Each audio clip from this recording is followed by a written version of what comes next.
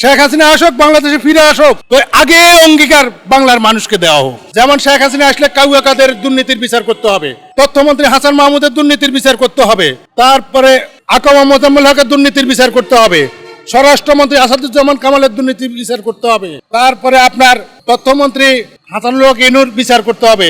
সকল মন্ত্রী ফেনীর নিজাম আজারি বিচার করতে হবে, ফেনীর রহিমুল্লাহর বিচার করতে হবে, ফেনীর উপজেলা চেয়ারম্যান কামরুলিয়ার বিচার করতে হবে, ফেনীর উপজেলা চেয়ারম্যান লিপকিন্ডার বিচার করতে হবে, ফেনীর যত গুপ্ত আছে সবাইকে আপনি কোটি টাকা রাষ্ট্র বানাইছেন, মানুষের অধিকার নষ্ট করছেন। আপনি দেশে আসেন, আপনি বঙ্গবন্ধুর কন্যা, আপনি আপনার বাবা এই দেশের জন্য ছিল, কিন্তু আপনার ভুলের কারণে যে এরা আজকে কোটি টাকার মালিক, এরা আরেকটা চোরি সৃষ্টি করছে। একটা মিথ্যা কথায় 10টা মিথ্যা কথার জন্ম দেয়, 10টা মিথ্যা কথায় এই দেশটাই নষ্ট করে। তাহলে আজকে আপনারা দেশ নষ্ট করি, আজকে আপনারা যাবেন বসে রয়েছেন, আপনারা মনে করছেন আপনাদের জন্য। না না না, মানুষ নির্যাতনের কারণে আজকে যেদিন বিএনপির